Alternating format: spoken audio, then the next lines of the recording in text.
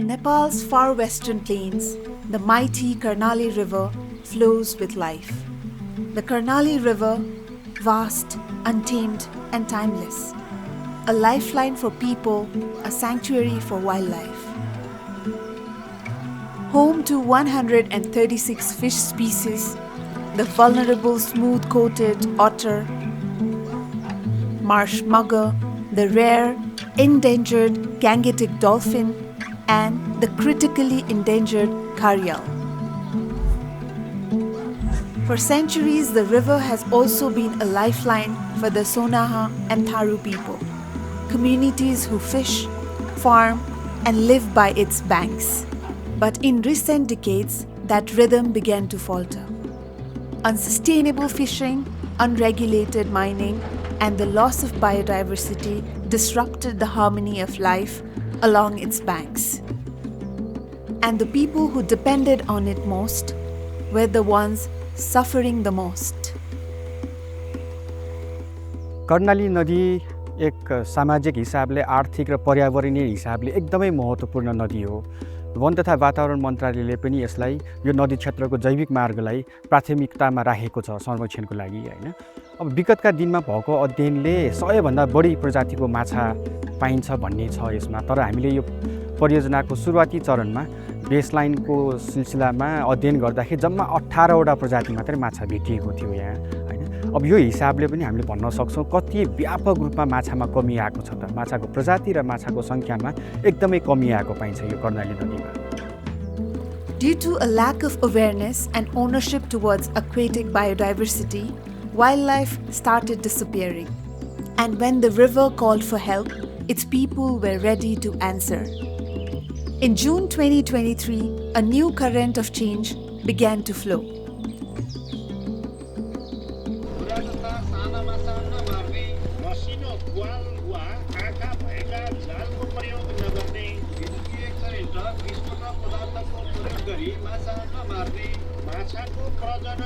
WWF Nepal, together with the government of Nepal, launched the Strengthening Communities' Livelihood and Stewardship to Conserve Otters in Karnali project. This initiative is funded by the UK government through the Darwin Initiative. Its mission: to protect otters and freshwater biodiversity while improving the lives of over 200 river-dependent households and foster community stewardship in the lower Karnali River. But this wasn't a project for the community. It was a project with them.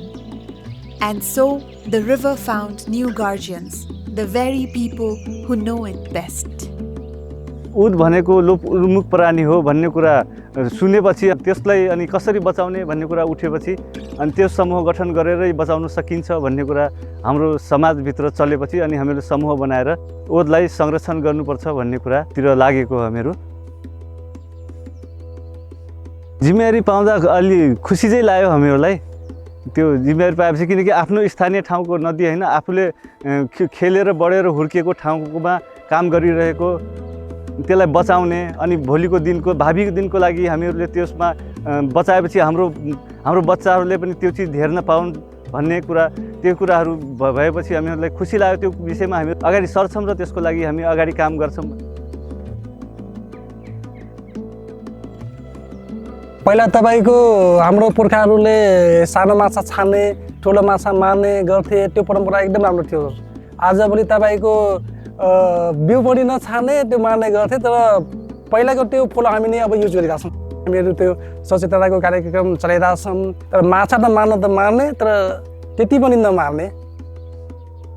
परियोजनाको सुरुवाती सिलसिलामा अलिकति माछा नै मार्न नदिने हो कि भन्ने कुरा चाहिँ थियो हैन।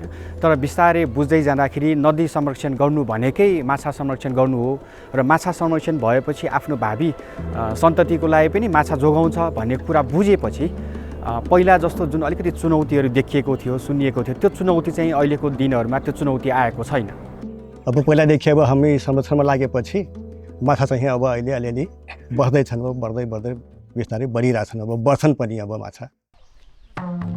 ओड बचाउनको लागि हामीले ओड सम्बन्धी मान्छेले भन्दा पनि हामीले नाच गाना मार्ने तिनीहरूलाई सचेतना कार्यक्रम देखाइरहेछौँ।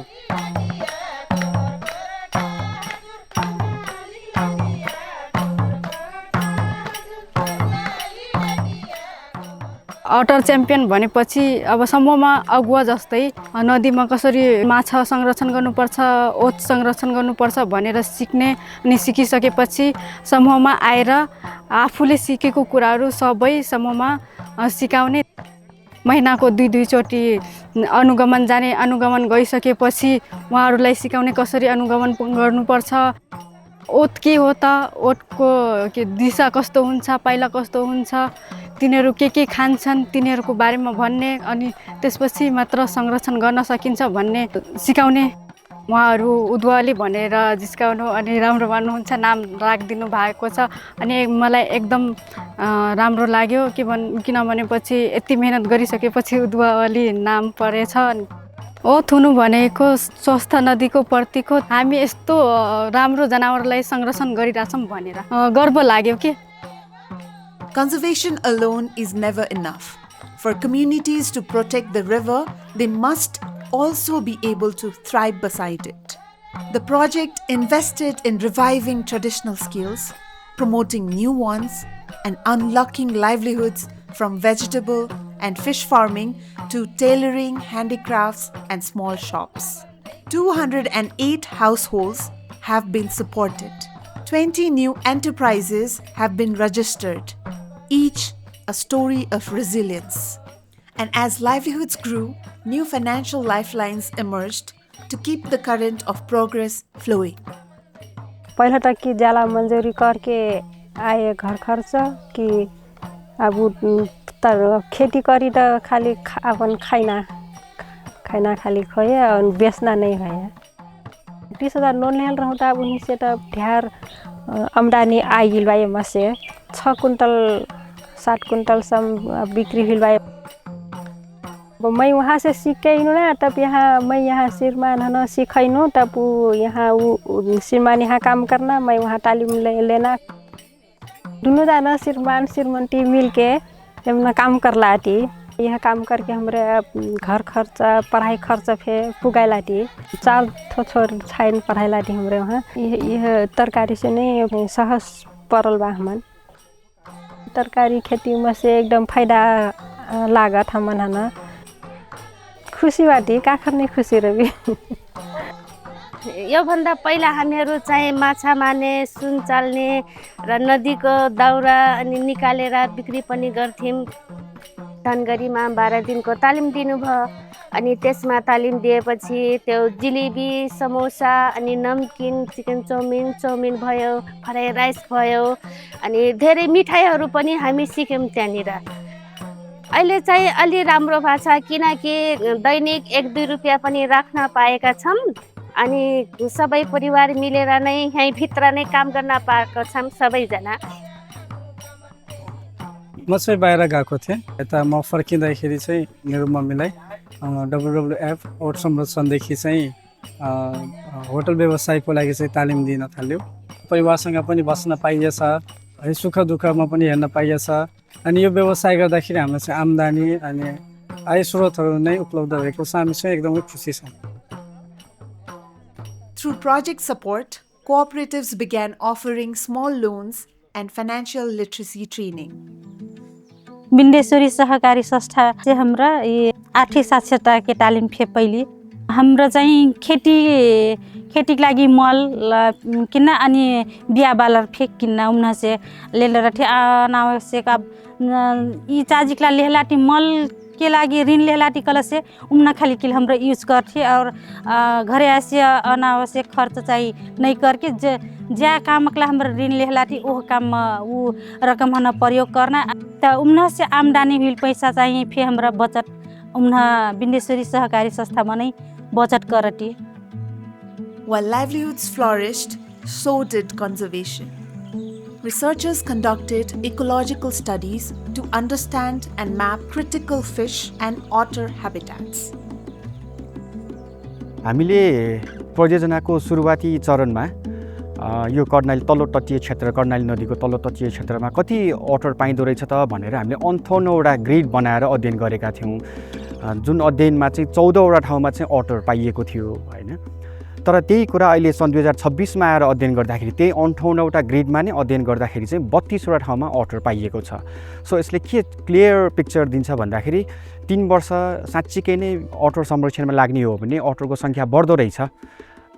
संरक्षणको काम चाहिँ कति महत्त्वपूर्ण छ भनेको यसले राम्रोसँग चित्रण गर्छ। तर यति भन्दैमा एकदमै खुसी हुने पनि होइन, यो त सुरुवात मात्रै हो, अझ धेरै कामहरू गर्न बाँकी छ। अहिले नै चटक्कै छोड्यो भने होइन यो संरक्षण भएको पनि फेरि यतिकै कम भएर जाने अवस्था पनि छ। त्यही भएर अझ पनि धेरै कामहरू गर्नुपर्ने छ अटर संरक्षण, नदी संरक्षण र माछा संरक्षणको लागि, जनसमुदायको लागि।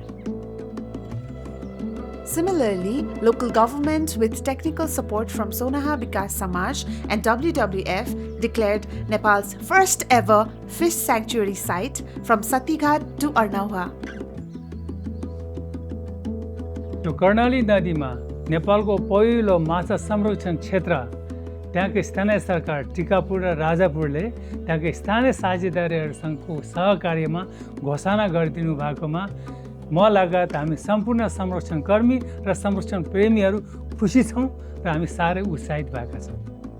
किनभने यो माछा संरक्षण क्षेत्रले अब माछाको बिउ बचाउने काम गर्छ। द्रुत गतिमा घटिरहेको माछाको सङ्ख्या र प्रजातिलाई अब हामीले उँभो लगाउन सक्ने भएका छौँ। This project is not only about rivers and livelihoods, but also about shaping policy. Real change lasts when systems support it. 89 government officials have been trained in otter ecology and sustainable fishing. 90 law enforcement officers improved their understanding of aquatic biodiversity laws. Municipalities have endorsed new bills on aquatic conservation and resource management. Communities, scientists, and government are working as one, protecting rivers not just in spirit but in law. The journey is far from over.